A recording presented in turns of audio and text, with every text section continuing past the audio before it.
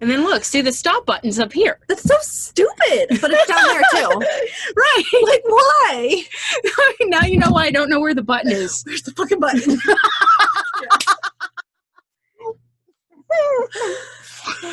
Welcome to the Macabre Academy. This week, Brandy's over at my house, and I'm showing her why I can't find the button. Because we're trash. Well, yeah, we're trash now. So this week, it's just me and Brandy, so strap in. It's definitely going to be a ride. Good fucking luck. Yeah. So we are revisiting the Death Goddess series, so we're on part 2. And, of course, I'm a research whore, so it's going to be a long episode. So I want to start with banter. Perfect. Done? Done. You ready? I'm ready. Give me the story. So, Tiffany, my roommate, has a new, we'll call him a boyfriend. I don't know what they are. They're like dating, but I don't know. We'll go with it. Okay. They're not fucking other people. So it's an exclusive person. Sure. So, he told me that he has 2 ghosts that follow him around. One's an old lady, and one is a young girl with a slash on her face.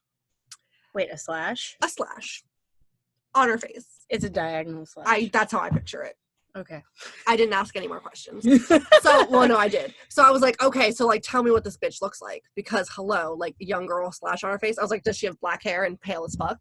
He goes, well, yeah. And I was like, I fucking knew it. Let's go.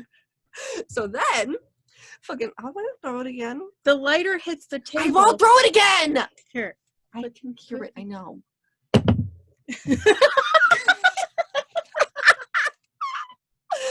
Oh, that was good. This is why we're drunk witches. That's what we're good at. So, young girl, black hair, pale as fuck, slash on her face. Mm-hmm. And I was like, okay, like, are we talking like a little cut, like maybe stitches, or are we talking like gaping wound? And he goes, oh no, like flesh hanging off. And so I was she has like a vagina gash on her face. Yeah. And I was like, oh, cool. And I was like, so this bitch follows you around? He goes, yeah. I was like, and you see them? And he goes, yeah. And I was like, have you seen them in my new house? Because, like, that's not okay. You're not allowed back over. He goes, yeah, no, I haven't seen them in your house. And I was like, why did you say them that way? I was like, who the fuck have you seen in my house? I'm not okay with this. His name's Zach. So then he goes, well, so, like, there was something in your room. And I was like, Zach, you're not allowed in my house. You know you're a haunted bitch. Right. But, like, so, like, you know how you can have, like, the feeling that, like, there's something there? Mm-hmm. I have not had that feeling in this house. And now you have it. No. Why is it hiding? Like, why are you, just come out and show yourself. Why are you hiding? Don't hide. Show, like, why? So, you like, sound like Elsa. Show yourself. Show yourself. Let it go. That's second movie. Yeah, same thing. It's fine. So anyway, like, I'm fucked. So it's fine. That's my ghost story for the day, guys. I haven't seen anything. I haven't felt shit, but he saw something in my room. And then Tiffany opens her fucking mouth and she goes, oh yeah, I saw something in the hallway next to your door. I love how you're sipping tea while you're dealing some ghosty truth. I was like, was it like near my door or like near your door? She was like, well, it was in the hallway. And like our doors are like maybe 5 feet apart, if that. So like, great. Awesome. Thanks. I was like, what was it? She goes, oh, just like a shadow. And I was like, okay. Yeah, and you brought the Ouija board over my house to help further open the portal here. 100%. I'm not allowed it in my house. Adam said so. That's fine. We'll put it on like Instagram and TikTok and shit. Okay, so I guess we should actually do the episode. Maybe just a little. I mean, I know the banter is fun, but I gotta actually do the thing. Let's do the thing. The thing. Okay. So Death Goddess series. I'm finally getting to do Ereshkigal. And I'm super stoked because I had quite the connection with this goddess. And I wrote a whole blog about it. We'll get to that shit at the end. But I'm even commissioning custom statuary to add her to my Hecate thing. That's how like serious I am about this witch now. Okay. So there's like 5 or 6 sources that I used and I kind of forgot. So as we go, I'm a little drunk, so we might be surprised as to which source. But just for argument's sake, we're going to do the books first. So I got Pagan Portals, Seeking the Primal Goddess, Queen of the Great Below, which really resonated with me. This was the thing. It's not a major source in here, but it definitely influenced my research. It's a creepy cover. Huh? It's a creepy cover. Well, she's the goddess of the great underworld. I mean, I know, but Okay. like the eyeball scares me a little bit. Eyeball. It's like, ugh. Maybe I should put that on. It's got a gash. It's a crack. It's a scar. So then we also have Pagan Portals, Ishtar, and Ereshkigal, the Daughters of Sin. Daughters of Sin? Yes. Why is that me? Maybe that's us. You can be Ishtar, and I'll be Ereshkigal. Fan-fucking-tastic. We're the Daughters of Sin. Done. Okay. So who the fuck is she? That's a good place to start, right? 100%. Let's go. Okay, so she's a 5,000-year-old Babylonian Sumerian goddess found in ancient Mesopotamia. I love that. It's a mouthful. But I love Mesopotamia. What do you love about Mesopotamia? The word. And like, I don't know, we learned about it in history, didn't we? Yeah. Yeah. I just love it. A lot of ancient cultures prior to Greece and Roman come out of ancient Mesopotamia and Sumeria. Okay. Yeah, like in art history, like they go like Venus of Willendorf straight to Sumeria. Okay. It's crazy. Like caveman. Caveman. Venus of Willendorf is like considered like the first goddess, and that's that busty little bulbous doll carved out of stone. Yeah. She's like an acorn head. Yeah. Mm-hmm. And that's considered the first goddess statue ever made, and all of her probably of fertility because her bosom and her hips are so full. Fair. For lack of a better word. But then you go, Sumeria.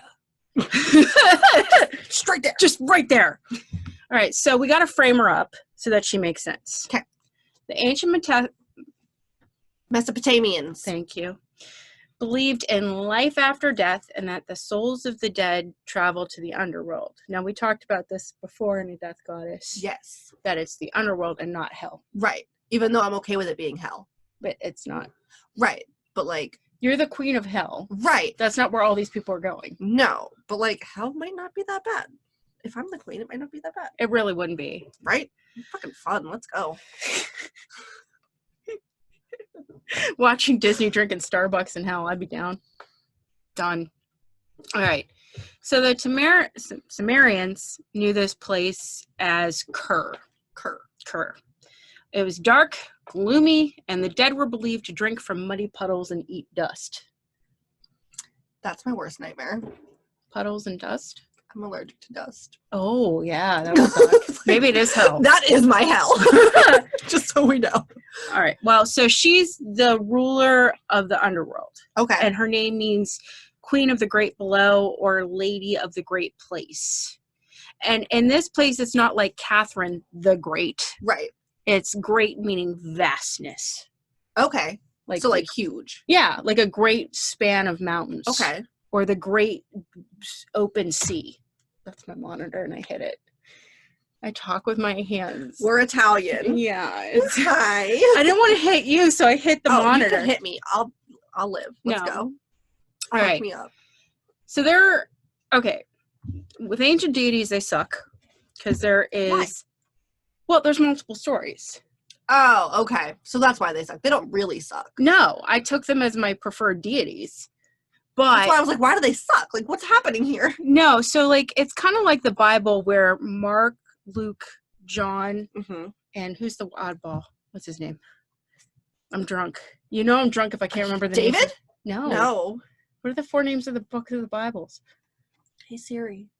Just kidding, I turned that off. Oh, thank God. I panicked for a second. I was like, please don't talk on the mic. Matthew, Mark, Luke, John. James? No, that's it. Matthew, Luke. I did it and it's going Matthew, Luke, Mark, John. Yeah. We forgot Matthew the first time. Yeah, okay. Okay. I was like, we figured it out. Yeah, Catholic bitches. We'll figure it out. Listen, we're going to hell. Mm-hmm. So they're all telling the same story of Jesus's life, crucifixion, but there's different versions. Like in one version, this happens, but in the other versions, the other thing happens.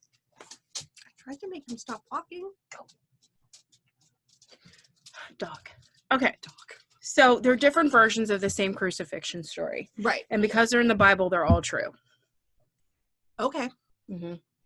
But I think since you and me are true crime nuts, like, you have to think about this. Like, multiple witnesses will have slight variations within their stories. So that's fair. And then you're playing a giant game of fucking telephone with ancient stuff. Oh, 100%. Because their writing system was cuneiforms. It was very rudimentary. Mm-hmm. Yeah. Okay. So there's multiple versions, but she is claimed to be the daughter of Anu, the supreme god of the Mesopotamian pantheon and the personification of the sky. So you're seeing, again, a death goddess being associated with the sky. Right. Remember themes. So according to one myth, when Anu's... Okay, so he cries because he's separated from his sister/lover Kai, who's personification of the earth. So it's a little incestuous, but what else? Always. Whatever. And the tears mingle with the salty water of the the sea. Yeah. The primordial sea. That's not what you wrote. It's fine. Okay. Primeval sea goddess Namu, and then she's born. So again, you're seeing her connected to water. And earth. And earth. And the sky. Yes. You will see these three elements. In everything. In every death goddess story. I'm Makes getting sense. There. Yeah. Yeah. We've done a few of them now. I can say that with confidence. 100%. What's really cool, though, is she's abducted by a dragon also named Kerr. So, is, like, the underworld named after him? Maybe.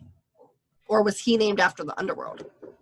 Maybe they're, like, coexistent. Or are they the same? Yeah. Okay, like he's the king. Yeah, let's go with that. Dope. We just made up so many things. We're so smart, guys. So smart. Well, he was the half-brother of Ereshkigal, so he ducks her.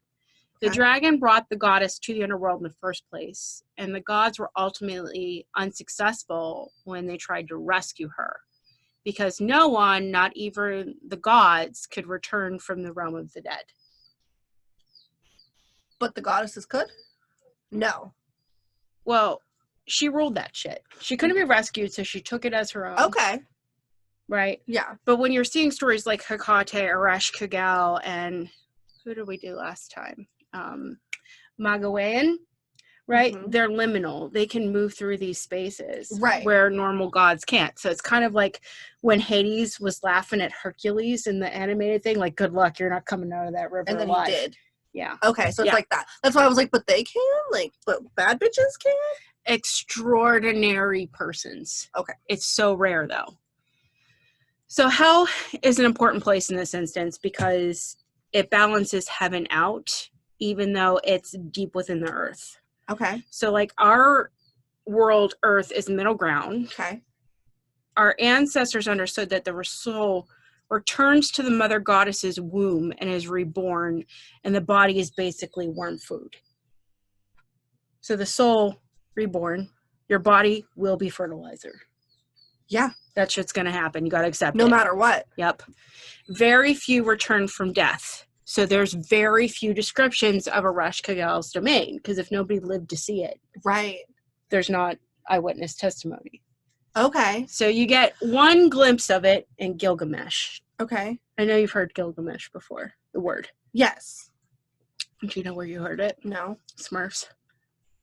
Fucking serious? Yeah, the bad guy's name was Gilgamesh. Fucking Smurfs. Did you see the Smurfs movies? You love kids movies. Yes, but like I did not put that together. I was like, why do I know that word? I was gonna say, I know you might not know the myth, but I know you know Gilgamesh. If like you I saw know the word. I'm just like, what the fuck is I it? know you watched Neil Patrick Harris in the Smurfs. Yes. Because it was amazing. Yes. Okay, good. 100. Like, always. Was it the bad guy or was it the cat? Am I that drunk? But it's in that. Google it, please. Bad guy in Smurfs. Yeah. Anyway, okay. So while you're doing that, in Gilgamesh, a supernatural man saw bodies being devoured by vermin, and their body cavities filled with dust if the soul was not given a proper burial. Gargamel. Gargamel? Yeah, close enough. Yeah, it's the same thing. I'm drunk. It's close enough. It's the same thing. Don't come for us. Okay. So this myth, right? Okay, improper burial, Mm-hmm. right? You got that. Right. Great PR if you're a priest. Really? Yeah. Why?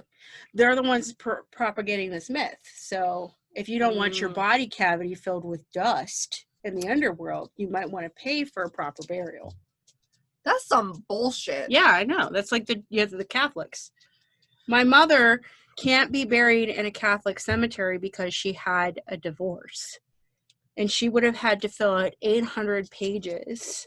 I can't remember what it's called, but 800 pages of forms and pay a certain amount of fees to the church so that they would absolve her original marriage to honor her marriage to Ricky as a Catholic one so that she could be buried in a cemetery. And she can't even write her own name on a piece of a fucking paper, so that's going to be fun. So, like, where are you going to bury her? I don't know. I didn't ask Ricky. I don't have the heart. I can't handle it. That's fair. Because my mother has the Huntingtons. I know. Yeah. But, like, I have another question. Okay. Let's say, like, my parents bought their plots already, Uh-huh. paid for their plots in the Northside If Catholic you pissed Cemetery. off the Catholic Church, like committing suicide, they can't bury you there. Yeah, you got to look at that shit. Catholics are serious. I fucking hate Catholics, man. Well, if you pay extra fines to the church, they'll let you be I'm buried not there. paying shit to the fucking church. Give them enough of our time. Right? Give you enough shit, we're done. Thanks. Okay, so back to the story. I'm trying. I'm drunk. Smurfs. Yeah, trying. Okay, so when this same man who saw the bodies being stuffed with dust, right, he winds up dying for real, and he tells Gilgamesh a dream he had of the underworld. And I'm going to try to quote this from this online article that I found. What's the article? Oh, Ereshkigal, the mighty Mesopotamian goddess of the underworld by Wu Migren. So I'm going to try to read this and not fuck it up. Okay. The god of death transforms me, so my arms were like that of a bird. Looking at me, Nergal, that's Ereshkigal's husband. Okay. Yeah, god of death. Dope. Leads me along a road from which there is no way back, towards the house of darkness and the abode of Ereshkigal. I came into the house, which none leave who enter, wherein the dwellers are bereft of light, where dust is their fare and clay is their food, all residing in darkness. Their clothes are like birds with wings for garments. That sounds pretty. I mean, what's kind of weird about Ereshkigal is she's got these wings in her iconography. I'm going to get to it later, but whatever, we're going to do it now. She's got like wings. Okay. Which I think is really significant because her domain is underground. I mean, realistically, right? The underworld. So why does she need wings? Yeah, there's a lot of bird imagery around her, and in my head, if you're in a cavernous place underground, there's not a lot of room to fly. Yeah. So I think there's something like significant about that. You know what I mean? Mm-hmm. Like you have a soul, you have wings, and you have nowhere to go. I'm like, that's kind of sad. Yeah. So this Ishtar and Ereshkigal, Daughter of Sins by Scott Irvine is great. In fact, if you want to borrow this, it's fantastic. Yes. It's so good. Okay. So we're going to look at that source now. Okay. So you cannot talk about Ereshkigal without putting her into juxtaposition of her sister Inanna. Okay. Inanna can also be called Ishtar. It depends on which pantheon you're looking at. Okay. There's like an Akkadian one, and then there's like a Sumerian one, and it's a lot like in Greeks to Romans, where it's the same deity. They just changed their name for some fucking reason. Yeah, that shit. With us. So she's regarded as one of the most important deities in the Mesopotamian pantheon. Okay. And this comes from the moon god Sin. You can't really talk about the goddess of death without the goddess of life. That's Inanna. Oh, so she's the goddess of life. Yeah, she's the yin to the yang. Oh. Mm-hmm. Yep. She's also feisty, which might not be you. Definitely not me. Because she has an insatiable appetite for sex. Yeah, no. I'm a nun. Okay. What's interesting about Ishtar is she becomes the morning star. What's that? Lucifer. Okay, no, that is me. Yeah. Okay, so maybe It's okay. like we just cut the sex part out and I'm Lucifer. What's crazy is centuries later, she's evolved into a male by the male patriarchal medieval society. And this is during the rise of the church in Europe. And she's all woman. Like, she loves perfume, jewelry, makeup's the latest fashion, but they make her, because her name translates into the morning star, as fucking Lucifer. So like, how are they gonna make, if we're talking about like the rise of the church, how are we going to make the goddess of life Lucifer. into the devil? Because she likes sex. Damn. Mm-hmm. Damn. I think, like, if medically speaking, if you were more healthy. Oh, I would love sex. Yeah, there you go. If I wasn't in pain all the time, yeah. But you have a lot in common with her. I do. Perfume, makeup, it's the whole thing. Okay, so she's slated as the goddess of sexual love, though she's also a reputation of being the goddess of war. Oh, definitely me. Done. War. Let's go. This part got me, though. I had to put in my notes. Her vulva is described as the boat of heaven and the field waiting to be plowed. Okay. I'm definitely waiting to be plowed. Let's go. But she's the world's first pinup girl because everybody wanted to fuck her. So, Dope. Okay. Despite that everybody wanted to fuck her, it comes with a warning label, because should you fuck her, you will die. I love her. Yeah. It's kind of like teeth that you were talking about. Oh, I hate that. I'm sorry. Chills. Like, your vagina has teeth and it eats people. Yeah. Not okay. But after she has sex with this long list of men that are waiting to do her, right, she can bathe in a magical lake and her virginity is restored. Ooh. So she becomes pure again. Okay. And then this unfortunately keeps Ereshkigal busy, because she keeps sending wayward souls down to her, because every person she fucks dies. So there's a little tension there. Just a little bit. A little bit. Like, bitch, why you keep getting fucked and I have to do all the work? Stop. I want to get fucked. All right. So Ereshkigal is the evening star. Okay. That's not in the Bible, I don't think. Well, come at me if I'm wrong, but all I can think of is Lucifer, the morning star. Yeah. But Ereshkigal is the evening star. Okay. And she hates all that shit that her sister's into. She, like, completely rejects the perfume, the jewelry, the finer things in life, because she's like, that's superficial shit. That's fair. I don't want that in my life. And she's always lurking in the shadows. She prefers this isolation found deep within the earth, and she'd rather keep company of ghosts and demons. It's better company. That's fair. They're not superficial like living. I also really like ghosts and demons. Yeah. Except when they're in my room at night. Then you can fuck off. That's fair. But she is into the kinky stuff. So her favorite thing to do was to go up and steal the souls of drunken men after satisfying her own lustful nature. She gets the short end of the stick, though, because she doesn't get her virginity magically reinstated. She's a slut. So, like, who cares? Yeah. But what's interesting about her, right, like, she pities humans, because she's like, okay, they're put to work like cattle. They're doing all this work in the fields, getting all these foods just so they can keep living just enough so that they can sacrifice things to the gods to keep the gods happy. So, she pities humans. I would pity humans too. Yeah. All you do is work for food, procreation, appease the gods, and then you fucking die. She's like, that's a sucky existence. Yeah.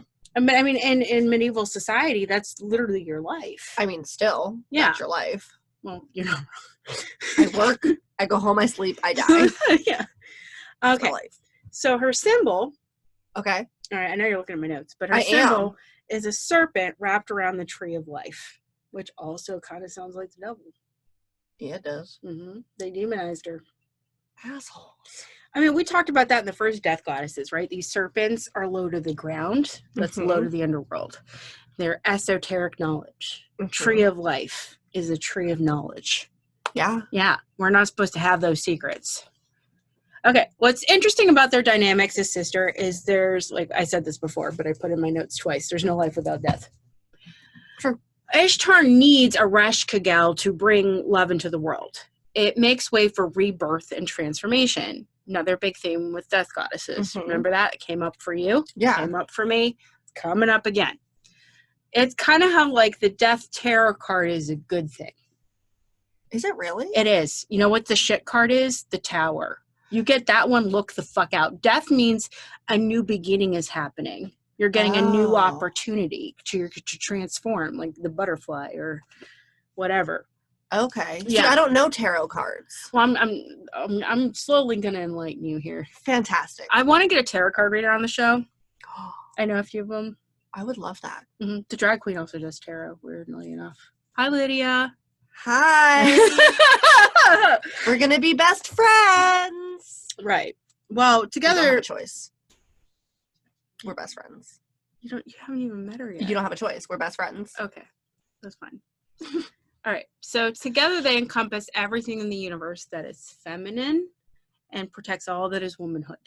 So you need both of them. So they're badass bitches. Mm-hmm. Yeah. Okay. So this is the story that fucking got me. Okay. This was it. This was buried into my mind for weeks. I talked to my therapist about it. It's in the blog. This myth got me in the jellies. Pikachu. Detective Pikachu. Is that why you're laughing at me? Yeah. I love you. I have a protective Pikachu I tattoo. know, but like, I love you. In the jellies.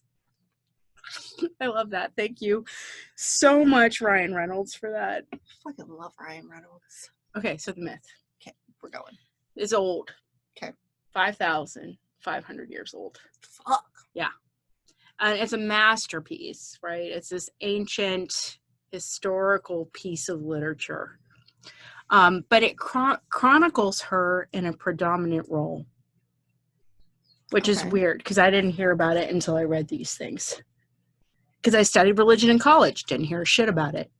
Right? I studied art history. I studied reliefs and shit, didn't hear anything about this shit. Right. And now here it is, like, hello, why did you not know this? This is like the most important literary piece like ever written next to the Bible. I'm like, fuck me.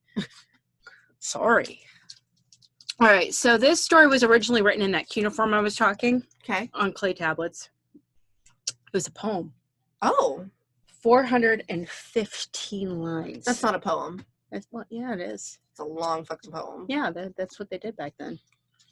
Or epics. How do you find that many words that rhyme? They don't rhyme. Then it's not a poem. It is a poem. No. It's not a poem. All right, we're going to get in the debate later. That's fine. I know in kids' books when I'm reading them to Evie, I hate when they don't rhyme. I'm just like, I need you to rhyme, please. Yeah, it makes it easier. Yeah. But then again, I didn't speak ancient Sumerian, so maybe it did rhyme in ancient Sumerian. Oh. Maybe we just need to learn it. Goals. Someone teach me. Okay. So the descent of Inyana is thought to have been composed somewhere between 3,500 BC. So that's 3,500 years before fucking Christ. Yeah. That's a long time. And 1,900 BC. Okay. Also before Christ. Still so anywhere, a long fucking time. Right. That's almost 2,000 years before Christ. It's 2020 now, and he died 2,000 years ago. This is even older than that. Double it.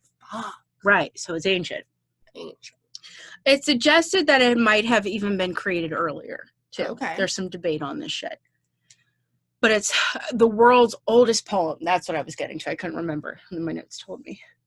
World's oldest poem. We'll fight about this later. Okay. Okay, so I'm going to read verbatim how it starts because I could not think of a good way to start it. Okay. So I'm trying to deliver it to you as it was delivered unto me. Okay. Fair. Okay. From the great heaven, she set her mind on the great below. From the great heaven, the god... Oh, I wrote it twice.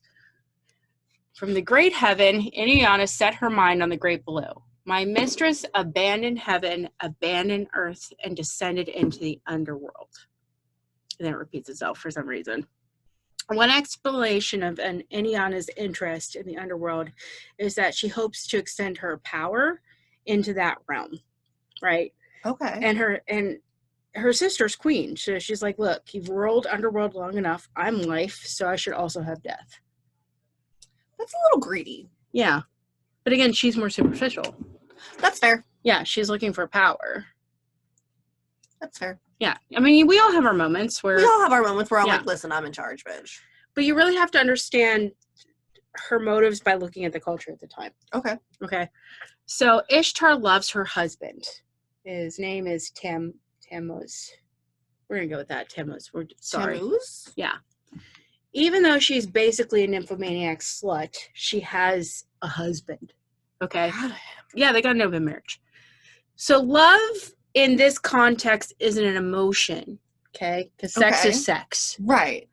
But for them, the devotion, respect, honesty, and forgiveness, this is the marriage. So they have I feel like that should be a marriage, though. Yeah, they're not wrong. They're not wrong. I think that's why some people do have successful open marriages. I couldn't exist with one of those marriages, but I respect them because if you're doing something with consent, again, we're not here to kink shame. Right. You do you. Right. You have consent, but you respect this one person as your partner. Right. As your main partner for life, and that you're always honest, always open. That integrity is what forms the marriage bond. Right. Not the physical sex part.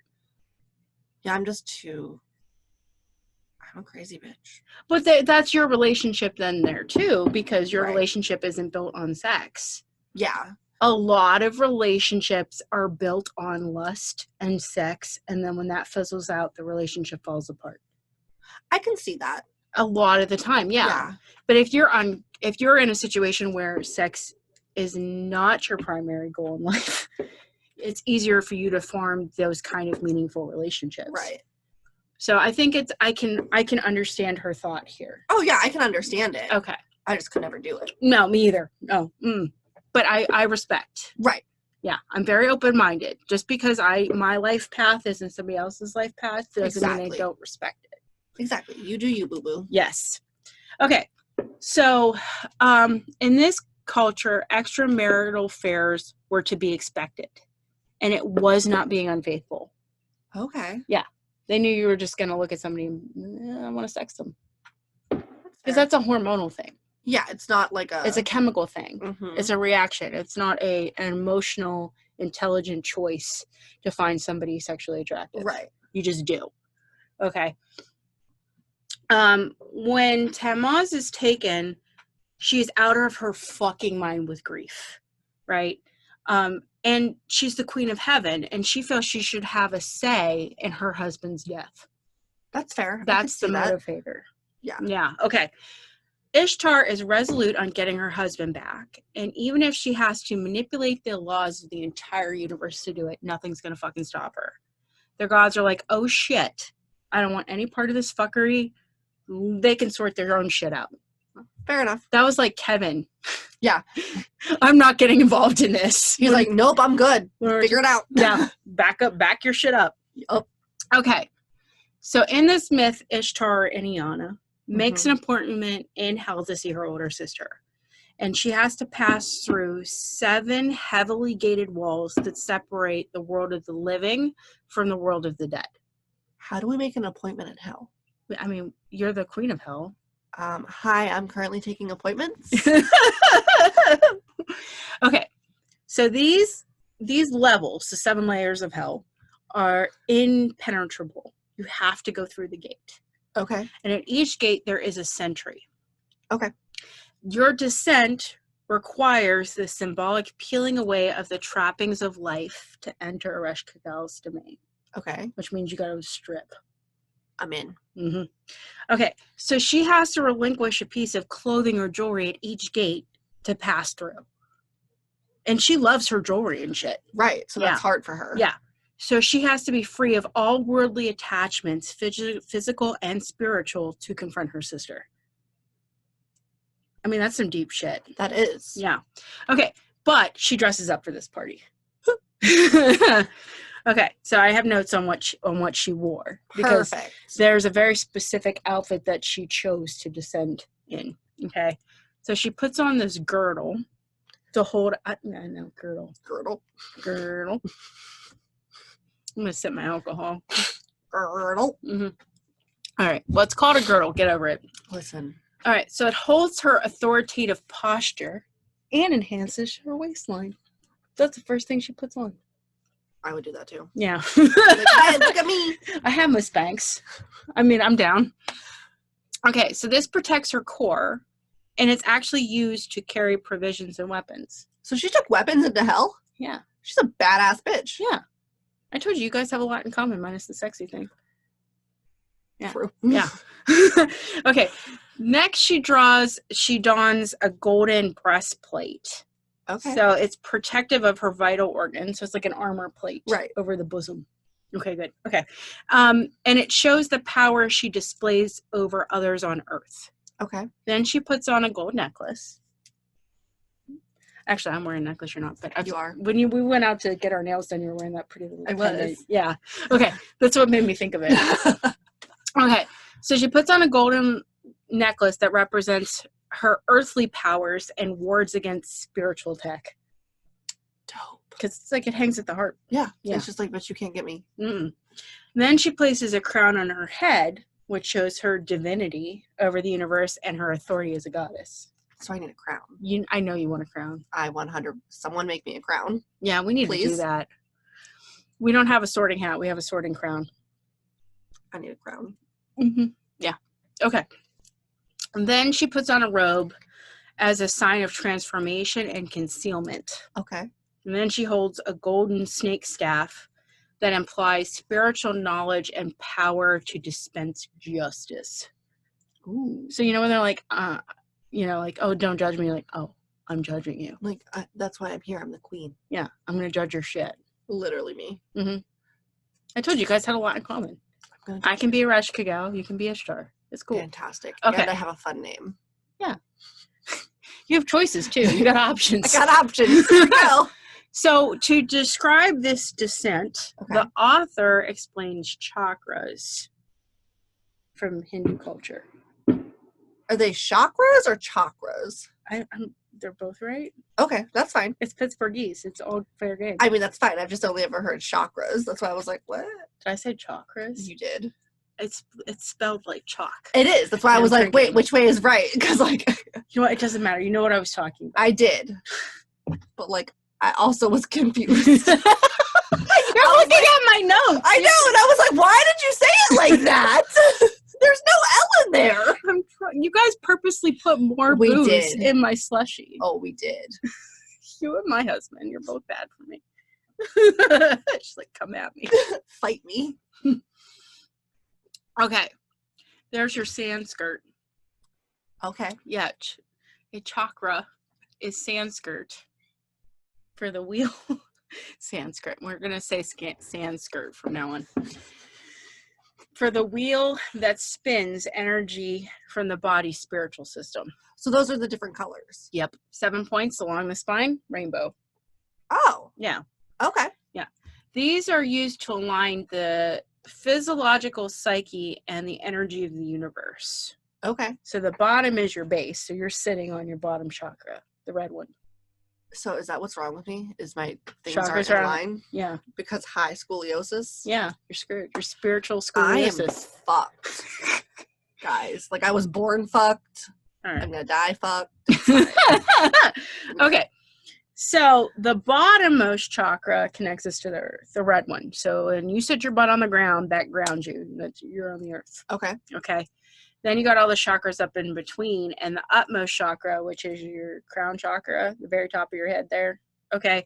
That connects you to the universe. Is that one purple? Yeah. Yeah. I had to think about it. I did too. It's okay. It's purple. Okay. So the reference is the sleeping serpent, the Kundalini. Yeah, sure. Okay, it's curled up in the base of your spine. I know you don't like snakes, but go fine. with it. Okay, so it's curled up. It's sleeping in your butt. Sounds about right. Right? And then it climbs up the trunk. So imagine it's slithering up your spine. Okay?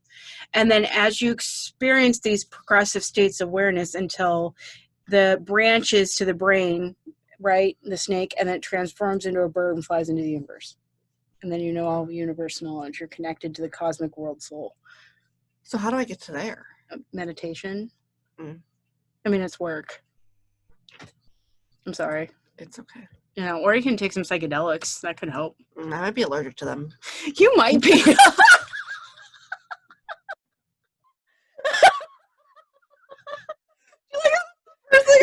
I might be allergic to It's them. not that you're scared to take hallucinogenics. I might be allergic. I might die. Sorry, guys. Okay, so. Oh, hi. Okay, so according to ancient Hindu scriptures, everyone has a sacred feminine energy that the Kundalini inside, sleeping, waiting to be awakened. Okay. Shakti, the divine mother goddess and feminine force of the universe. She's also the triple goddess with a maiden, warrior, and death incarnation. Okay. So you're seeing those three forms again? Right. Connecting the dots. This is strings. It's just like Those red strings. yes, like the serial killer boards. Great. So her consort is Shiva, and you learned what a consort was. Yeah, and I know Shiva. Right. There you go. Hello. Yeah, okay. Okay. Is the triple god, and it's the male energy. All the male energy in the universe is him. That is way too much. Yeah, it's a lot. So his three incarnations as well: the creator, the preserver, and the destroyer. Oh, so he's like everything. Oh my God! Wait, there's a sound effects that Sound Maiden's been dying to use. Can you use that on Destroyer? Is it like an exploding? No, it's like this weird, like epic voice. Oh, please do it. Yeah, please do it, Sound Maiden. Anyway, our spiritual awaken is the union. Okay. Between Shakti and Shiva. Okay. Okay. Kundalini awakes at a moment of ecstasy, coils up the spine until it ultimately connects with Shiva. Okay. Yeah. Okay. So when all the chakras are open, the soul is properly resonating with the universe. But again, this is an ascent. Right. Right? So you're going up. Ishtar is the exact opposite. Oh. It's going down. It's going inward. It is that travel away from the universe, away from the goddess of life and all that is. Okay. And it's an inward journey. Okay. Yeah. Which is weird. It's the exact opposite. So, like, do you have to go all the way up to be able to go all the way down? No. Okay. I don't think it works like that.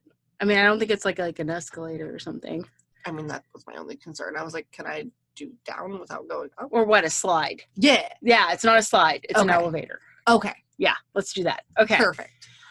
Okay, so the first gate that Ishtar comes up to with that sentinel, right? She's dressed up. She's pretty. Uh-huh. She's got all of her shit and regalia. She goes to the first gate. And the first gate is called the Temple of Love. Ooh. Yeah. I mean, I think there's a lot of things called Temple of Love. Or like the Tunnel of Love. Yeah. I was thinking like Temple of Love being someplace in Vegas where you got hitched. Oh, 100% with Elvis? Yeah. Yes. Okay. 100%. Like, I'm here. Okay, so when you show up for your appointment in hell, you show up to the Temple of Love, which is weird. But this is the point where physical you ends and this universe begins. Oh. So this is the mind, the totality of all the chakras. Right. Because it's your crown. Okay. And it stands for heavenly wisdom and knowledge and existence beyond physical life. Okay. Yeah, that's a mouthful. Yeah. So Ishtar gives away this crown that she's physically wearing to the first person in the gate. In doing so, she relinquishes her sovereignty and her sight of heaven. So she might not be able to get back up there. She's disconnecting from the heavenly universe when she gives up that crown. So she really had to want to go there. Uh-huh. Mm-hmm. I love that you're connecting with the story like I am. Yes. Good. Okay. I'm explaining this in a way that makes sense. Yes, 100%. Good. Okay. So the second gate is called the House of Spells. Okay. And she gives away her shiny earrings. They're pretty. Mm-hmm. She gives them away. And then she becomes deaf to the voice of the universe, so she can't hear the heavens anymore. And this would be your third eye chakra, which is your forehead. Right. That's your insight. She gave away her insight. I told you, she's going to move mountains. She's going to defy the universe. She is. Yeah. She's kind of a badass bitch for doing this. She really is. Okay. So at the third gate, or the Temple of Power, she offers up that necklace. Mm-hmm. Okay. And that causes her to lose her voice and her ability to speak spells and charm away evil. Oh, so she's like opening herself up to all of the bad things. Right. Yeah. Okay. This corresponds to the throat chakra and communication. So Okay. she's losing her ability to properly communicate with not only the heavens, but with the situation going on around her. Right. So she's giving up her voice. Which She's is scary. surrendering. Yeah. Yeah. I mean, could you imagine not being able to speak or No. communicate? Because you're a very opinionated soul. Yeah. Would you give that up to save the person that you loved? 100%. Mm-hmm. 100%. Yeah. I mean, it's a serious sacrifice. Yeah. So we hit number 4. Okay. Meadow of Delight. I don't understand the names because these are such powerful right? sacrifices. And I'm like, these are such nice little names. Yeah, Like, it's hi, okay. It sounds like a party, and then you go, fuck. You're like, oh, damn it. Okay, so we're at gate number 4, Okay. and she gives away the breastplate. So not only does she lose her physical protection, but she also loses her ability to love and have compassion. Then what's the point of this? Well, hold on. So big chakra, this is the heart chakra. Right. You know where that is. Yep. This causes her to succumb only to rage and increases her determination to get her husband back. So now she's blind rage. Oh, yeah. Now she's angry that he's gone and like, yeah. That's just the Okay. anger stage of grieving. Yeah. Okay. But now she doesn't have compassion. Like, oh, I shouldn't beat up the small child because it's going to hurt its feelings. Right. Fuck you. Yeah. I'm seeing red now. I have no Yeah. sense of compassion for another soul. I just know that I'm pissed because you took my husband. Right. So she's giving that up. Gone. She's the goddess of life. So she's Yeah. supposed to be able To protect things and to feel that. yeah, have that empathy for another Yeah. human being. Gone. Gone. Okay, 5th gate is called Secret Valley. Ooh. Sounds like salad dressing or sex lube. Sex loop for sure. Okay, well, it's the stomach chakra, which is the solar plexus. Okay. I hear this one a lot. But this is responsible for passion and your sense of self. Okay. So, you know, like your character's in your heart Yeah. and the chakra is your character's in your stomach. Makes It's your gut sense. feeling. Yeah. It's living your life by your gut. Okay. So she gives away that girdle. So she's leaving behind her sexuality and all of her femininity. Gone. Mm-hmm. Anything that makes her, she's gone. sacrificing it. Right. Okay. 6th gate, she gets to the Garden of Beauty. Okay. Again, sounds like a nice name, It does. but she's at the chakra chakra now, which is our physical pleasure and our creativity. So you just took away her sex. Well, it's not just that, it's her creativity. Right. So, like, when you're inspired to do something or to Mhm. action, or like what we got paint the other day to Yeah, paint. we did. So you might not be in tune with the sexual part of that chakra, but you do have creativity. Right. You know, that love of design, because you're so good at that. I love it. Yes. And your love of art and things like that, gone. Yeah. You're giving it up. You can't have that no more. So you can't get the pleasure from the sex, and you can't get the pleasure from creating. I mean, you took everything else. What's that? Yeah, Doesn't gone. matter. Okay, so this is her last of her authority. So she loses herself. So she gets the 6th gate. We got 2 more gates to go, and I'm schmammered, so hang in there. Okay, Yeah. 6th gate, Garden of Beauty, chakral charge. She loses her authority. Oh no, we're at the 7th gate. We're at the final gate. Goodbye. He probably wanted to tell us something, and then You can come tell us something. Yeah, my sister can edit it out. Joe? Nope, he's gone. It's gone. Okay. Look at that frog, though. I know. He's got no problems. I know. He's just like, hi, I'm here. Okay, I'm sorry, sound made in time in. Okay. Lisa. Final gate number 7, the Mountain of the Soul. That's that root chakra. That's Okay. Yeah, it's in your lowermost bottom. It's your butt. Yep. This is for health and vitality. So the goddess gives away her robe, and it's her last earthly trapping. It's the last thing. And becomes and it becomes her true self. So she's stripped of all of her mystery and all connections to the living world. And I wrote in my notes, this is where we're humbled before death. Yeah. Everything goes. Mm-hmm. That everything that makes you what you are dies. Everything. And she's sacrificing everything that she is to get her husband back. Yeah. So we've portrayed her as a slut, but in reality, that connection to her husband, that sacrifice. It's the most important thing to her. Right. Yeah. So sex doesn't mean anything. The marriage means something. Okay. Anyway, So she opens the gate and faces her sister. And she starts shouting because they're not opening the gate fast enough. So she's a sassy bitch. 100%. Yeah. Oh, gatekeeper, open the gate. Open this fucking gate so I can enter. If thou openest not the gate so I cannot enter, I will smash the door, smash the bolt. I will shatter the doorpost, and I will remove the doors. I will raise up the dead so they can eat the living. The dead will outnumber the living. Yes. That's a quote from the book. Yes. Except for the fucking part I added. That's that. okay. Okay. So she's threatening a zombie holocaust to storm the realm if they don't hurry up and open that fucking door.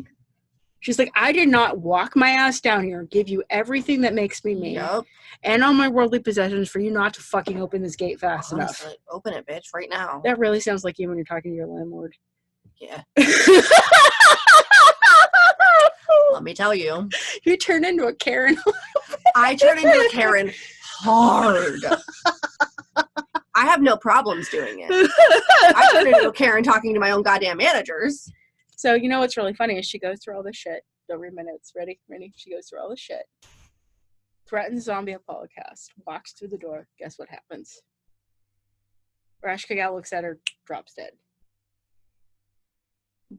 Yeah, just dead. Oh, why? Yeah, she's dead in her tracks.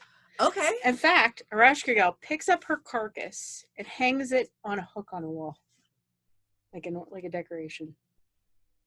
Yeah. Okay. Yep. Proud of her. It decays into rotting green meat, is what the text said. Yeah. She went through all that, and now she's dead rotting green meat. But is she with her husband? No, she's dead rotting meat. Yeah, but he's dead too. Okay. Well, Ishtar, or Eniana, is a smart bitch. She had a contingency plan. Fuck yeah, she did. Yeah, she's a smart one. I told you. I knew you were going to like her. Okay, so before she starts on this descent, she knows her sister, right? She knows 100%, she knows this shit's up. So she says, look, she talks to her advisor. She's like, I'm going to do this dangerous ass shit. Okay. So if I'm not back in 3 days, you better fucking go get help. Okay. Yeah. So he's to start mourning rites and employ the 3 high gods for implore. I knew what you meant. Thank you. They didn't know what I meant. Or did they? They might have. They're smart. Yeah. Tweet at me. I don't know. Okay. So out of the 3 gods that this advisor petitions for help when she doesn't return, the first 2 take a hard pass. Dicks. Yeah. Again, I'm not getting involved. That's woman shit. That's woman shit. Yeah. Fuck you, bro. They mansplained out of that. Oh. The 3rd god, however, because it's always the 3rd one, Enri. E-N-R-I. We're gonna go with Enri. Yeah. Or no, it's not. It's Enki. Enki. It's like inked backwards. I don't even know anymore. And there's a dog making noise on my floor. Hi, Percy. He's like, what? What's going on? He's like, can I get some love? Yeah. My heart. Now you know I love this dopey dog. Oh. Yeah, he's a sweetie. He doesn't mean it. Okay. So with Ishtar and Tammuz dead, the world is withering and decaying because she's the goddess of life. Oh, fuck. Yeah. Yeah. Ereshkigal killed the goddess of life. So, like, fuck. Yeah. That's not good. No. Humanity is starving. Nothing's growing. It's like it's oh my god. What is that? It's a dystopian. Oh yeah. Yeah. I know what it is. What's the word? It's like a the apocalypse thing. Apocalypse guy, but not. Yeah. Yeah. Great. Okay. You know what I mean. Yeah. Apocalypse minus the zombies. Yeah. 100%. Cool. Okay. So humanity's starving. So he sends a eunuch. Okay. This god sends a eunuch to Ereshkigal to charm her because she is curious about his lack of genitalia. So she is charmed. She's curious. That's fair. He can't succumb to her wily charms because she can't fuck him to death. Yeah. Neither one of them can. He's a eunuch. Yeah. So smart. Okay. And then she's forced by said eunuch, who's immune to her abilities, to release them from death. It's interesting that this third god, Enki, succeeded in rescuing Ishtar, unlike Ereshkigal when we started the story. Yeah. Nobody could rescue her, so she took over hell. So why couldn't they rescue? Exactly, but they get her sister out. So that's kind of like a short stick. Yeah. Again, that's some like bullshit. Yeah, it is. It's not fair. But it's fair because it restores the balance to nature and humanity is saved. So maybe that's why. Yay. Because, like, you both couldn't be up here because, like, you're too powerful. Right. And, like, one of you had to go somewhere else. Yep. But it's stupid how that got decided. I mean, yeah. I couldn't save you, so you're going to get stuck there. Yeah. But I can save this one. Like, that's like, I feel like those are people who have, like, that survivor's remorse. Mm-hmm. Like, why do I get to live and that person got to die? Yeah. I feel like that should apply here. It should. But it also just might mean that Ereshkigal is way more powerful. Mm-hmm. Well, you know the story's not over, right? I know. Because it's Ereshkigal. She's a badass bitch, right? She's not a pushover. Duh. So she realizes the fuckery that has now gone on. And she's pissed. And she demands her pound of flesh. You know that saying. Yeah, you made the face. Okay. I made the face. So Tammuz is required to return to the underworld for 6 months out of the year. That's not fair. That's fall and winter. Those are your favorite times. That's what I mean. That's completely fair. You get pumpkin spice latte when he goes back. No, I want him during fall and winter. No. I want cuddles. No, you got to find somebody else. That's why you have your pumpkin spice latte to soothe you. I mean, that's fair. Like, cuddles. Okay. So there's a few versions of this myth. Okay. So if you really want to be like a bitch and come at me, you could, because there's like 6 or 7 versions. Right. But this was the version I found most satisfying. Okay.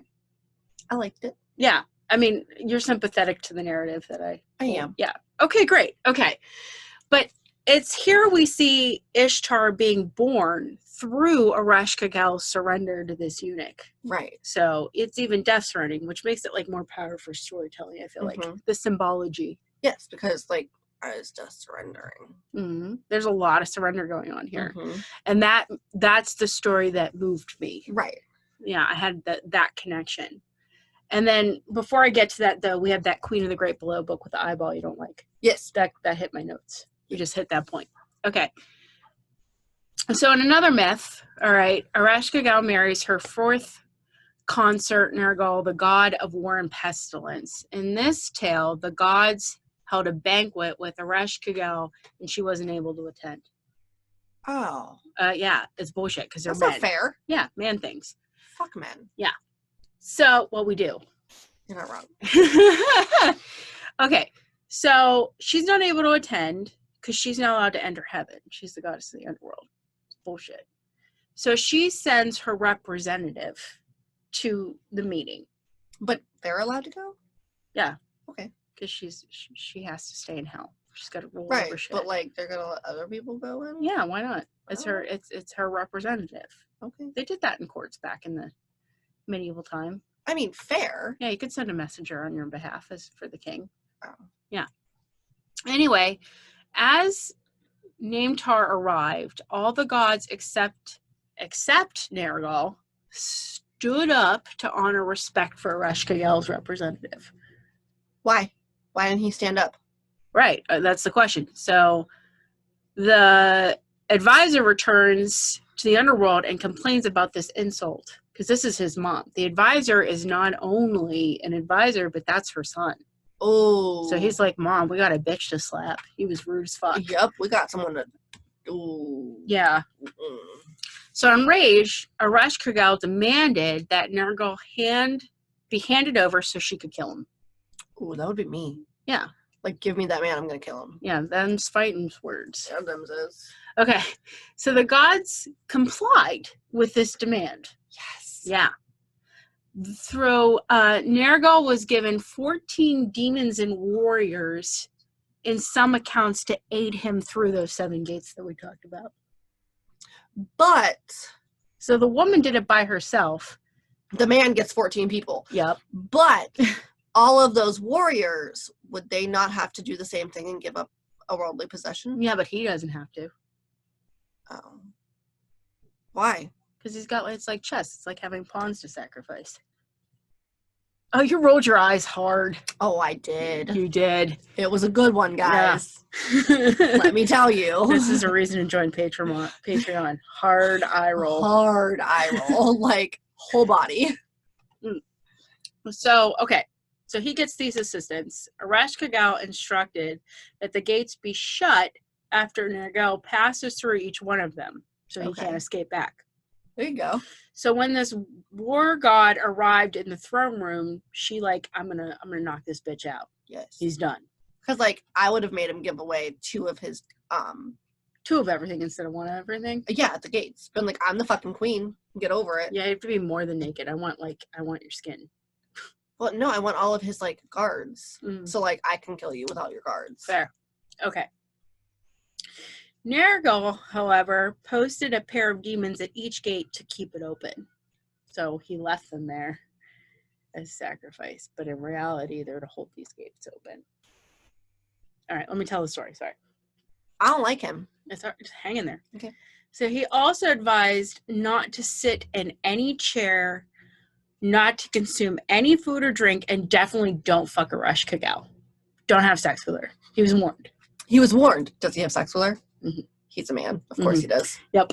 Okay, so in one version, he follows most of the advice.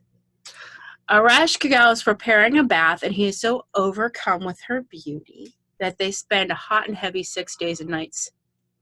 Yeah. With the goddess before he sneaks back into heaven. Okay. I don't like that version. I mean, it's kind of like where he ghosts her after 6 days of hot, heavy passion. Yeah. It happened. Okay. She threatened to raise the dead if he did not return. So again, she's, her sister is zombie apocalypse. Ereshkigal, cut from the same cloth. Let's go, zombie apocalypse. Yeah. I mean, both of them are pro-zombie apocalypse. I mean, same. I can get behind that. Same. Mm-hmm. All right. So Nergal does the descent again, but now he's got guns blazing. So he gets 2 cracks at it, too. That's crazy. Okay.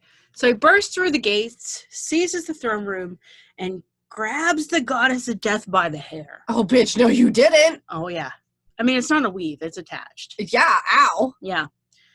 As Nergal prepared to decapitate Ereshkigal, like, we're just going to chop that shit off and be done with it, he had an axe. She pleads for mercy. Yeah, my badass bitch pleads for mercy. Fuck that. She promised to be his wife and share her power. I'm not sharing my power. I mean, it's kind of hot, though, because, like, I get it. Because, like, my husband is the only person who's more stubborn than me. That's fair. He's the only person who bested me in being stubborn. So we should be life partners. 100%. That's how it works. So I get it. I know it's weird, but that's how I get it. I get it. Okay, good. So Nergal has a conscience. He goes, oh, shit. I made her cry. Made her cry. Like, Yeah. No shit. Yeah, he felt sorry, and he spared her. In some version, they have makeup sex, or he simply kisses her to acknowledge the surrender. I mean, it's some shit. Yeah. Yeah, okay. Come on. Although Nergal remained with Ereshkigal in the underworld, he only did so for half the year.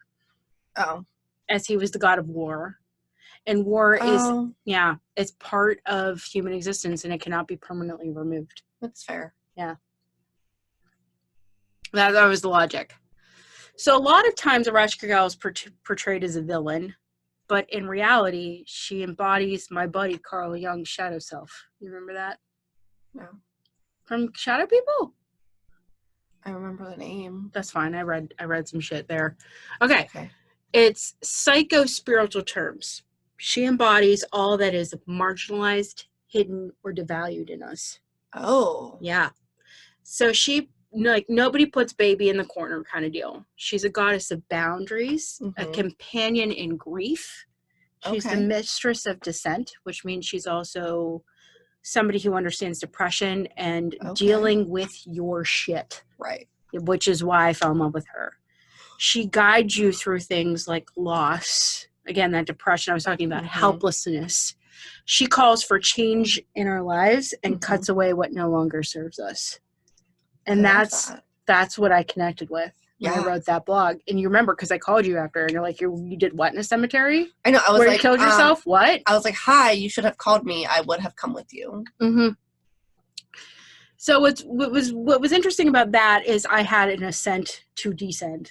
Yes. When I did that. But after reading the story, I wanted so badly to connect with this story because I thought these were so powerful, the symbolisms behind it. Right. The symbology. Yeah. Symbology. Yeah. Yeah. Mm-hmm. Hi, I can't speak. I'm going to teach you about that forever and a day. Great, let's go. Symbolism. There we go.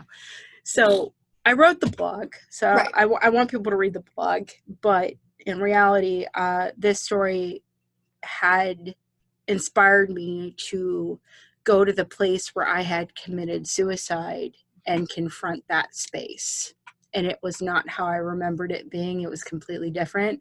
And I'm a witch, right? So I took a sword or dagger and I filled a jar with the dirt so I could offer it to Hecate at her feet, because that was my pain. That was my suffering. That was my abuse. That was the darkest day of my fucking life. I wanted to die, and it no longer served me. It's no longer who I am. It's not part of me. I'm nowhere near that. So to be able to take all that, put that dirt in the jar and put it at the feet of my literal goddess over there was just such an amazing feeling. And I keep saying this, and I'm going to keep saying it again. And I would not have gotten to that point. I wouldn't have been able to do that if it wasn't for you and this podcast and the research and the whole package brought me to that place in a meaningful way. That could not have happened if this didn't. Yeah. You're going to make me cry. Okay, so we're going to move on. I'm just saying. I know. Like, I see it. And I know. Cry. I know. Like, it's why I love you so much. Okay. That's okay. This is part of the journey. We're on a journey. Okay. We're on a ride. We're going to do the things. Okay. So lastly, it's worth noting iconography of Ereshkigal has survived to this day. Okay. Okay. It's been argued that the Bernie relief, which is known as the Queen of Night, is a representation of her. Now this was my bitch, and I'm going to throw this out here because I'm starting to run over on time, but so there's one picture of Ereshkigal, and it's a relief, and she's got like these angel wings and these like harpy feet, and she's just like stuck against the wall, and she's all naked with a really sexy necklace. I'm like, okay. And we're not even sure that's her. Yeah, so it's not universally accepted. Some believe it depicts Inuyana or even perhaps Lilith. But that is the statuary. If you go to any fucking occult shop and say, I want Ereshkigal, you get that. Or I want it, or Inuyana, that's the fucking statue you get. Same thing with Hecate. There's only like 3 versions of her statue. And it's the same ones. And this was my complaint, because my practice is so specific to me, right, that I don't want the same statue that everyone has. Right. So the author of Strands of Solace Rewoven. Yes. Yeah, I was trying to get the whole title. Her name's Cheryl. We love Cheryl. We love Cheryl. I go to her lunch. I go to lunch at her house every month now.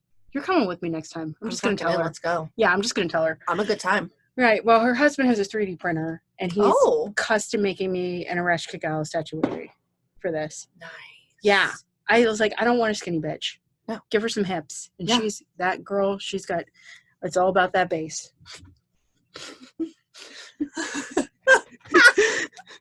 You got drunk stuff today. It was playing in my head.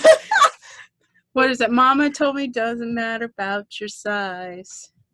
This is why I'm not quitting my day job, by the way. Listen, hi, we can't sing or dance. All right. But then over time, she has been connected to other death goddesses. Okay. Ready? Uh-huh. Isis. I did her. Kali. I did her. Yeah. Hel and Hecate. Oh. Yes, ma'am. So I tried to look up her modern references. Okay. Because the Morgan has like a mile long when we get there. Right. But hers is kind of short. So in modern culture, if you Google Ereshkigal, you get this very cute looking anime girl. Oh, no. Yeah. Yeah. She is a character in Fate / Grand Order in Japan. She's also a character in Forgotten Realms, Marvel character in the Thor universe, though. I was happy about that. So she has a place in the... Is she the one with the little... No. No? Not the antenna girl? No antennas. No, that's not Ereshkigal. I don't know what her name was. I don't know either, but that's Guardians of the Universe. Oh, sorry. Guardians Thor of the was in it at Galaxy. one point. Yeah. That is, Listen, I just saw Thor's chest and I didn't care. yeah, we gotta go back on Disney Plus and watch all of the Marvel shit. I need to catch you up. I mean, can they be topless the whole time? The men? Yeah. Yes. I mean, it's legal to have their nipples out. Let's go. Actually, did you know that there was a time in Victorian culture where even men couldn't show their nipples in public? They're just nipples. Right, and they rebelled. And they earned the right to be topless in and it was public okay for them. because we get sexualized. But our breasts shouldn't be sexualized because They have a purpose. Theirs don't. right. Fuckers. I don't understand sexualizing women's breasts, but maybe that's because I tried to breastfeed my children. No, I still don't get it. I mean, I've been with women and I like boobs, but when I see a boob, I don't automatically think sex. No. You know, if you show them cheeky shorts, I think more about sex with the women who walk around in Yeah. the cheeky shorts. Like, oh, look at that butt. That's closer to your sex organs. Yeah. But your tits are just like... They're tits. boobs. You've seen one set, you've seen them all. Yeah. I'm sorry. It's nothing. They're nothing to write home about. I mean, I love playing with some titties, but they're not my favorite thing. Yeah, no. Everybody has them. Even some men have some titties. Yeah. So it's not fair. No. Actually, there are some men that can wear bras. Oh, yeah. Yeah. I'm It's not going to stupid. say who, but we Yeah. both know someone. Mm-hmm. All right. Oh, she's also a super boss in Final Fantasy. And my husband plays this game, Fire Emblem. She's in that. Too, Okay. which is a Japanese thing, too. Japanese have held on to Ereshkigal somehow. Huh. Lastly, she's a mage in this thing called Aeon. Okay. Aion. And she's also in the RPG game White Wolf. Okay. Yeah, those are modern references of Ereshkigal, which have nothing to do with the ancient Mesopotamian. Yeah. It's at crazy. All. I don't know. It fell so far. Like, the Morrigan has some awesome references. I can't Yeah. wait to do that one with you. But, okay. So we did it. We did it. We did it. That's it. We did the thing. Do you have questions? No. What did you learn? So much. All right. Give it back to me. We just spent an hour going over Ereshkigal. She's a bad bitch, but too bad that she got stuck in hell. Mhm. Because, like, no one could save her because, like, bitch, I'm just too bad for you. Go away. But she got her dude for half the year, and she got her sister's dude for half the year. So, like, she's got a dude all year round. Yeah, I didn't think about it. Like, all year. I just got, like, revolving door of dudes. Also, like, I'll murder anyone. Like, let's go. Like, she's just like, I'll kill you.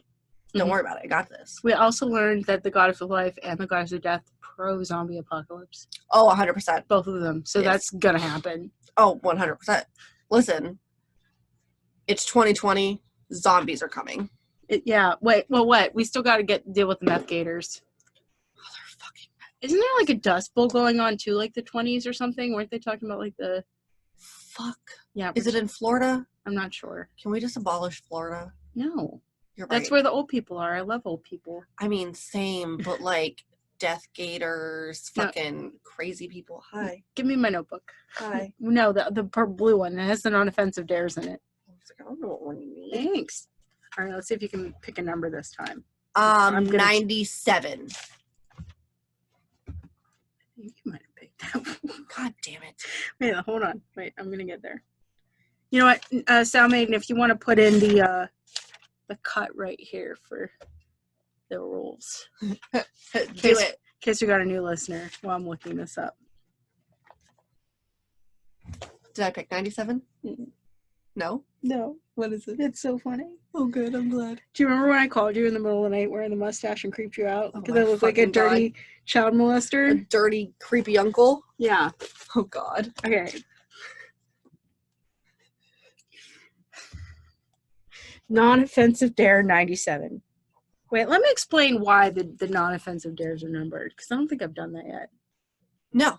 Great. Okay. So when my sister, Sound Maiden, asked me to do this podcast, I wasn't sure who was going to be with me the entire time. Mm-hmm. But I have a fatalistic and defeative personality. Okay. So if I don't see results of something within, like, let's say 20 or 30 episodes, I give up, like my YouTube channel. Mm-hmm. Because I'm like, this is too much work and nobody gives a flying fuck about it. Yeah. And I'm like, that sucks. Because for me, it's not fame. I don't want money. In fact, I don't even advertise anything. Like, I don't really charge. These are things that I love, and I just want to share them with you when I do the advertisements. I just wanted to create a community. Mm-hmm. I want to talk with other people about the fun shit that I love talking about. All the macabre, fucked up shit. You know, I want to be able to talk about these things that are awful and have nobody look at me like you're a crazy bitch. Because we all watch Discovery ID. We're all crazy bitches. Yes. Stop trying to hide it. So I promised my sister, because I didn't say yes right away when she wanted me to do a podcast. So when I decided to do it, because I knew I was going to do it like all in, Mm-hmm. I promised her 100 episodes. So now I promised her 101 episodes because I wrote a new non-offensive dare. But that's where I got the list. I was like, okay, if I'm going to do 100 episodes, I need 100 non-offensive dares. Mm-hmm. And when I'm done with this, then we'll decide if we're going to continue the podcast or not. Mm-hmm. I cannot make a decision until we get to 101 episodes. That's fair. So even if we only have 2 listeners for 101 episodes, this is what I promised my sister. Mm-hmm. So we're in. We're in. So you're on 97. And this is episode 15. No, because we had to get rid of 15. Oh, okay. Yeah, this is 15. No, this is the new 15. Okay. The dare, put me back in the child molester mustache in your mind. I called her in the middle of the night and was like sticking my tongue out at her. It was awful. Like, what are you doing? Why? Yeah. But that's the first time you ever got mad at me. I know. I was like, why are you doing this? No, the first time you ever got mad at me when I said that person didn't look like Holmes. Oh, it was. And I was just like, bitch. You were going to smack me, and I was like, it's all mustache. So that's why I bought Holmes. But that's why I bought fake mustaches and painted my face like an old Italian man and called you in the middle of the night. Very old Italian man. Yeah, I am an ugly man. All right. So dare number 97 is wear a disguise. Can you take one for the team on this one? You got it. This would be a fun TikTok for you, wearing a disguise. Let's do it. Yeah. We're in. We're in. Okay, so that's it. That's the whole episode. We're done. Proud of us. I am too, but I feel unsatisfied by clicking the end button because I feel like, well, I want to go play the Ouija board. 100%. Yeah, we're doing that. Yeah, we're playing the Ouija board. Go on our Patreon because we're going to obviously video it. So, like, you need to be a Patreon to watch our Ouija board. I love how you said obviously. I was like, I know we're going to make some videos, but I didn't know we were going to videotape the entire Ouija Not the entire thing, but, like, you got to watch. Like, I'm haunted. It's going to happen. I love that you took over the TikTok. Oh, 100%. I was like, listen, TikTok, let's go. Yeah, that's all let's you. Go. Like, you have, like, this innate, like, intuition. Like, you're like a savant of TikTok. It's insane. Yeah, we're gonna go do that. I'm gonna go finish my drunk slushie because it's still like halfway there. It's like over halfway. You know what? Don't judge me. I'm not judging you at all. All right, so this is us not judging Steph, and we're gonna go. Okay, right, bye. Have a great week. Yeah. The things. The things. Look, the button disappears. See, motherfuckers. I told you.